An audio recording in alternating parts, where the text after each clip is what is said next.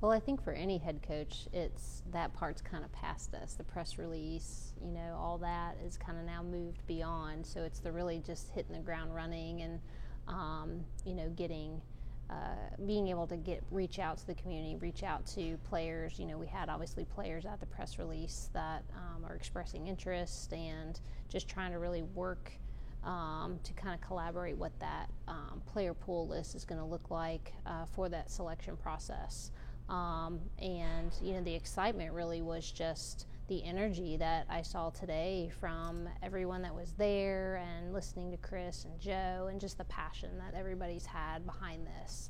I think one thing that really excited me was there was a young girl there that, is not even old enough to play on the team, but she wanted to meet me, and she, couldn't even say her last name, and just really nervous, and just trying to make her feel comfortable, and encouraging her to come to the games and to say hi and not be a stranger, and to have that camaraderie with the younger players. And just her being there just really made me realize why we do what we do. You spent a lot of time around soccer in the upstate, both at the youth level, collegiate level. What do you think it is about upstate South Carolina that makes it such a hotbed for young soccer talent, specifically on the female side? Well, I think the club community has really invested over the years a lot of time to really generate youth soccer, and there's obviously a competitive driving force within the upstate to be the best club in the state, and that's pretty common across the country. But I think that the important piece is for people to know that, we're here to all work together, and we're here to create the best positive educational environment we can for youth players.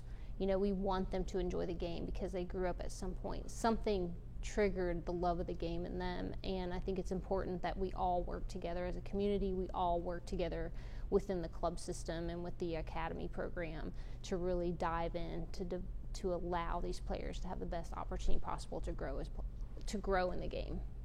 What do you think is next? Obviously, we're kind of starting from scratch here, but brand aside, what's next for you the next couple months as you look to build a roster for spring of 22?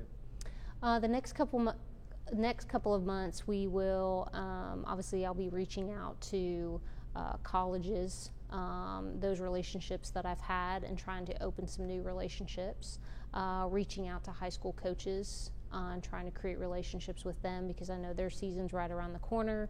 How can I assist them? How can we collaborate and work together to make their teams better, as well as get an opportunity to see their teams play and see some of the younger talent that's coming up that could potentially play in this program over the summer.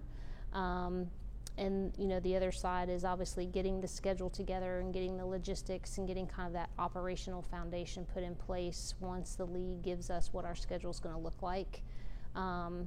Working with the staff here to establish, uniforms and training grounds, and putting all those pieces together to give a home.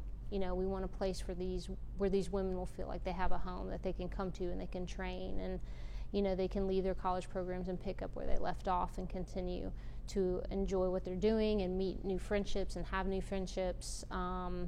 And one of the things we'll do is we really want to have an open tryout. I want to see what the interest is within the community, and give those women, whether they're high-level club players in the high school arena, or they are the elite college players that are home between semesters, that have an interest in coming back after their spring term and playing over the summer, and just see what that talent pool looks like.